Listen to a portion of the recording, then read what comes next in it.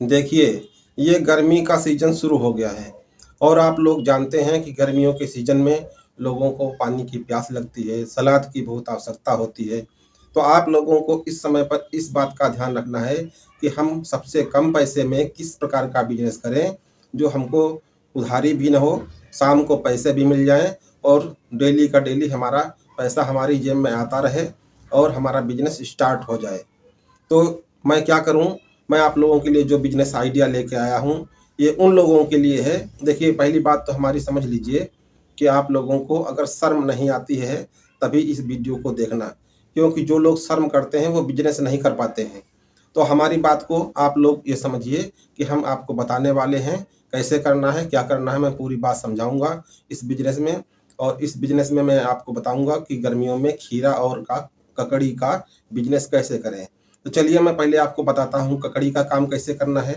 देखिए, अगर आपके पास पैसे बहुत कम हैं, यानी आपके पास मात्र समझ लीजिए 1000-1500 रुपए ही हैं और इससे ज़्यादा आप नहीं व्यवस्था कर सकते, तो आपको कोई घबराहट करने की ज़रूरत नहीं है।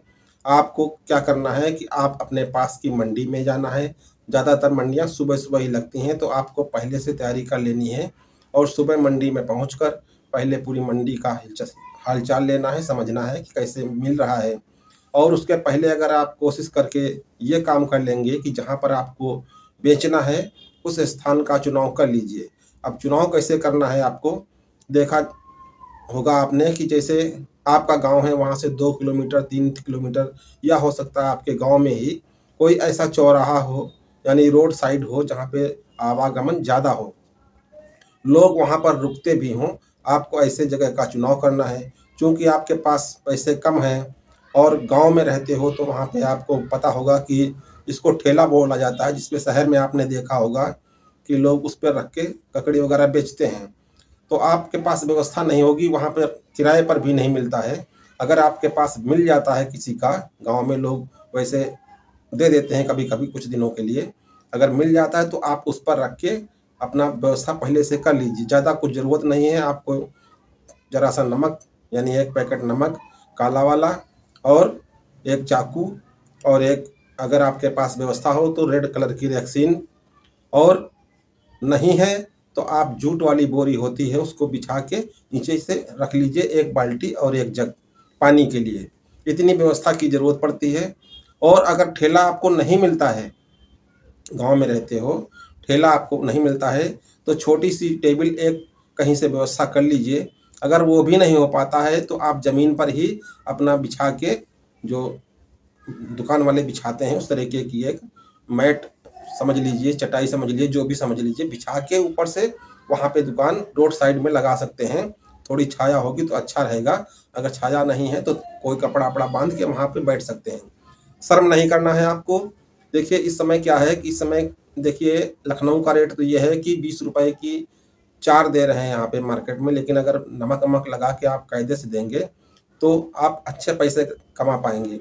ध्यान आपको क्या रखना है, ककड़ी में भी को आपको अच्छी क्वालिटी की लाना है, यानी पतली वाली लाना है, बहुत बड़ी नहीं लाना है। थोड़ी महँगी मिलेगी आपको होलसेल में, लेकिन आपको यहाँ पैसे भी अच्छे देगी, ठीक? अभी बात करते हैं खीरा की। खीरा का भी वैसे ही सिस्टम है, आपको मंडी जाना है और मंडी से लाना है। अगर आपके गाँव के आस-पास कहीं मिलता है या आप शहर में रहते हैं, तो भी आप इन नियमों का पालन कीजिए। शहर में रहते हैं तो आपको चलता-फिरता ठेला की ज़रूरत पड़ेगी।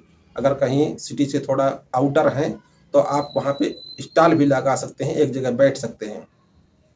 खीरा में क्या है कि खीरा में देखिए, वैसे तो किलो के हिसाब से बाज़ार में मिल जाता है, जो छोटी बाज़ारें होती हैं, बड़ी बाज़ारें होती हैं।